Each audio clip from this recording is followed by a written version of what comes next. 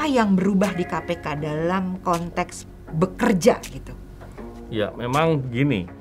Kalau kita lihat sejak tahun 2019 akhir ya, di mana ada berlaku Undang-Undang Nomor 19 tahun 2019 tentang revisi itu membuat lembaga KPK adalah menjadi lembaga eksekutif. Cara kelembagaan kemudian independensinya banyak dipertanyakan. Yang kedua, kondisi adalah ketika dalam melakukan pekerjaan penindakan itu beberapa hal melalui proses perizinan yang justru birokratis, memperpanjang proses, dan itu membuat KPK kemudian atau kegiatan penindakan menjadi seringkali bocor karena proses itu dilakukan dengan sedemikian rupa dan tidak ada pilihan lain, sehingga di KPK lebih lemah dari semua penegak hukum yang ada di Indonesia. Saya katakan lebih lemah dari semua penegak hukum yang ada di Indonesia. Kenapa begitu? Kenapa bisa begitu? Di penegak hukum lain, di KUHAP, dikatakan kalau melakukan penggeledahan, perlu melakukan penggeledahan, dan kemudian ada keadaan mendesak yang perlu dilakukan penggeledahan, tidak perlu izin pengadilan, lakukan terlebih dahulu, setelah itu baru minta persetujuan. Itu penegak hukum lain. KPK nggak bisa. KPK begitu kan? Dulunya KPK begitu. Sekarang gara-gara revisi nggak bisa. Gara-gara revisi, kita lebih lemah dibanding semua penegak hukum lain. PPNS, jaksa, penyidik, Polri, penyidik lainnya itu bisa melakukan langsung dalam hal keadaan mendesak. KPK tidak bisa. Keadaan mendesak atau tidak mendesak harus izin. Ini salah satu hal yang membuktikan bahwa bahwa revisi Undang-Undang KPK itu jelas melemahkan ya, karena jadi membuatnya ini ada hal yang tidak bisa lagi dilakukan loh gitu dibandingkan penegak hukum saya lain. katakan di MK ketika saya bersaksi di sana, saya katakan, dan kemudian putusan MK di tanggal 4 Mei kemarin membuat tidak perlu lagi dilakukan hal itu. Sehingga pertanyaannya, apakah kemudian putusan MK itu akan membuat KPK tanpa izin atau tetap izin seperti KUHAP? Itu saya nggak ngerti pembahasan terakhir karena saya sudah nonaktif setelah itu. Jadi belum ada lagi kejelasan dari sejak MK itu. Iya, betul. Nah, yang kedua, ketika proses perizinan dilakukan dengan sedemikian rupa dan itu masuk di banyak meja, maka peluang kebocoran itu sangat besar. Dan faktanya banyak proses-proses kegiatan penyidikan dan penyelidikan yang bocor. Dari mana bocornya? Kita konfirmasi dengan jelas kok, buktinya jelas bahwa itu bocor. Dan kemudian proses itu ketika tidak ada pengawasan yang ketat untuk terkait dengan masalah-masalah kebocoran itu, bidang-bidang pengawasan seperti Dewan Pengawas dan lain-lain tidak memerankan perannya dengan sungguh-sungguh untuk bisa menjaga hal itu terjadi, maka yang terjadi kita nggak bisa ngapa-ngapain. Tapi kan kebocoran juga sebelum revisi Undang-Undang KPK sering terjadi, Bang. Terutama sekali pada masa deputi penyidikannya adalah Bapak yang tidak boleh disebut namanya itu kan? Iya, saya sebutkan aja Pak Firly gitu ya. Oke, disebut.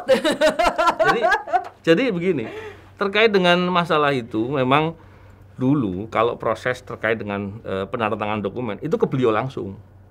Dan itu kami laporkan kepada pimpinan, dan kemudian karena proses itu belum berjalan, kami pegawai KPK keberatan dan membuat petisi. Karena masalahnya sangat serius. Belum pernah ada seserius itu yang terjadi di KPK. Dan kemudian dilakukan pemeriksaan, sebelum ada putusan, beliau kemudian mengundurkan diri atau ditarik, saya nggak tahu. Ditarik kalau nggak salah ya. Ditarik ke Polri, dan kemudian pindah ke suatu... balik kepada ketua gitu kan, jadi problem jadinya. Nah ini yang kemudian melihat bahwa itu permasalahan yang kemudian mengganggu sekali, karena kemudian orang-orang yang dulu terlibat dalam proses pemeriksaan etik beliau semuanya seperti ditarget gitu, masuk di kelompok 75 semua untuk dipersiapkan dipecat. Jadi yang dibilang sama Bang Neta bahwa ada polisi India dan polisi Taliban, polisi India itu adalah yang ya integritasnya dipertanyakan, itu benar ya Bang ya? Ya, setidaknya saya bisa menduga seperti itu juga. Ya, secara dugaan lah ya gitu. Oke. Kalau benar saya harus buktikan kan.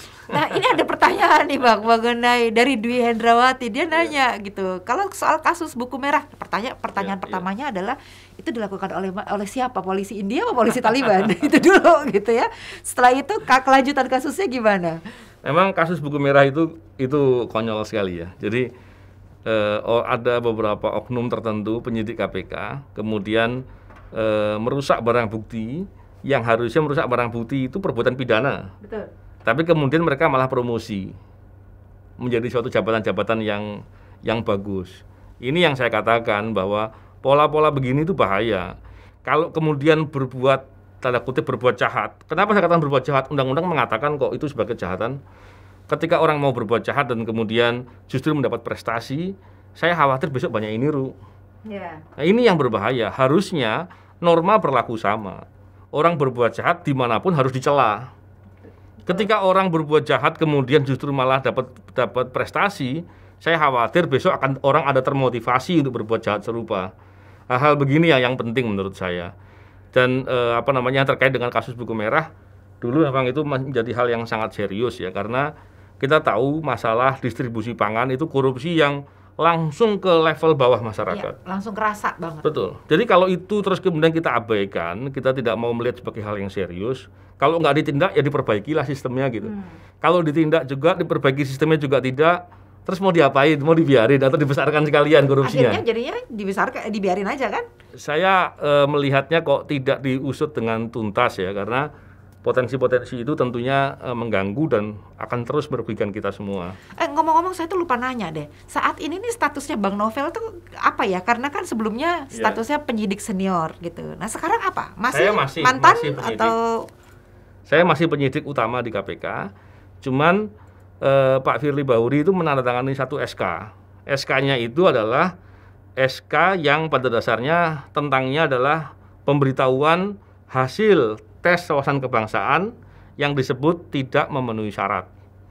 Pertanyaannya adalah Pak Firly berwenang nggak? Harusnya nggak berwenang, karena yang menandatangani surat terkait dengan kepegawaian di lembaga non struktural seperti KPK harus sekjen. Tapi ini beliau sendiri tanda tangan. Yang kedua, sekjennya tahu nggak? Saya nggak ngerti tahu apa enggak. Tapi terlepas tahu apa tidak, harusnya yang berwenang bukan ketua, tapi sekjen. Dan itu di lembaga lainnya juga begitu. Contohnya kalau kita lihat Komnas HAM lah gitu, kan lembaga non struktural juga, karena pimpinannya dipilih oleh DPR gitu ya. Ketika proses itu kemudian ada hal terkait dengan kepegawaian yang menandatangani ya sekjennya. Dan ini yang terjadi harusnya seperti itu. Yang kedua, dalam SK tersebut disebutkan bahwa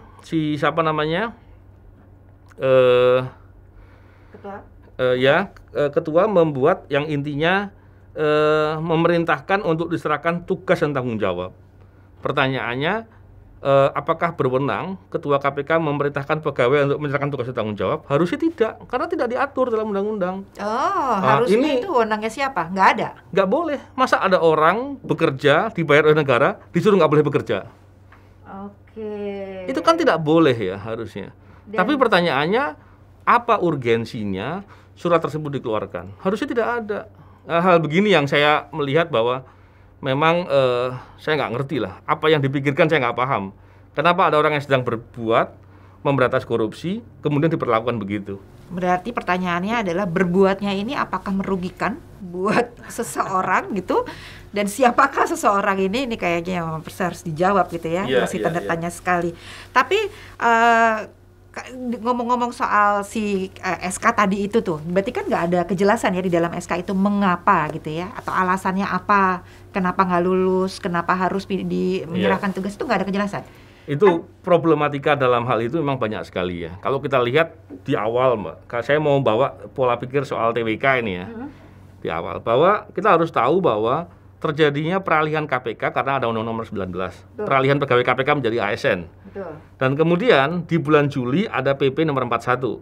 Yang PP-nya juga membahas soal peralihan ketika menjadi ASN ya. Ketika kemudian PP itu ada, maka baru dilakukan pembahasan untuk membuat peraturan komisi. Kenapa perlu dibuat peraturan komisi?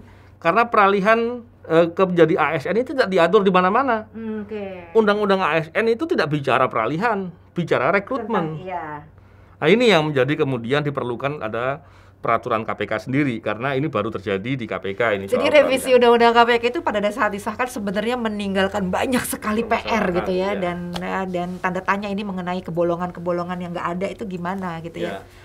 Terus gimana? Dan setelah ada pembahasan, tentu dibicarakan apakah posisi KPK ini pegawainya akan menjadi PNS atau P3K Ternyata kemudian disepakati PNS.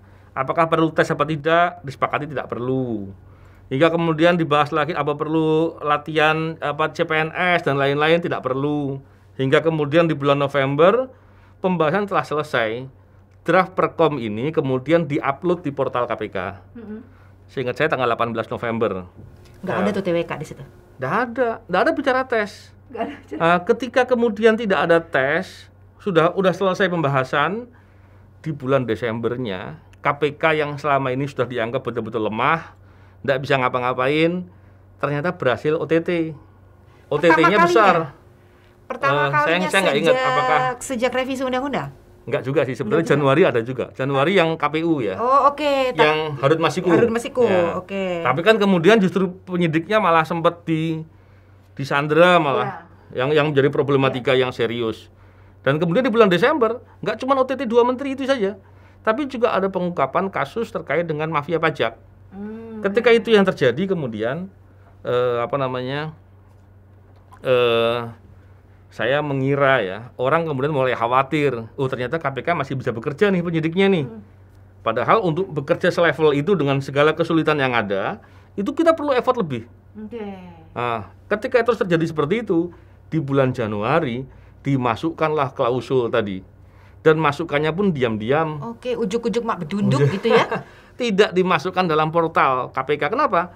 Karena dalam peraturan KPK, untuk membuat peraturan internal KPK itu sebelum diselesaikan dalam harmonisasi di Kemenkumham, itu harus dimasukkan dulu.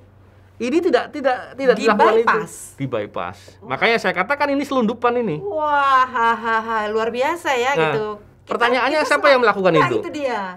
Itu pertama, pertanyaannya siapa yang melakukan? Yang kedua, selama ini kita mengenal KPK sebagai sebuah lembaga yang tingkat etika dan integritasnya itu sangat tinggi gitu ya. Betul. Bahkan kita jadikan sebagai semacam panutan gitu untuk mengikuti pola-pola itu. Nah, sekarang tiba-tiba peraturan tuh di-bypass dengan mudahnya.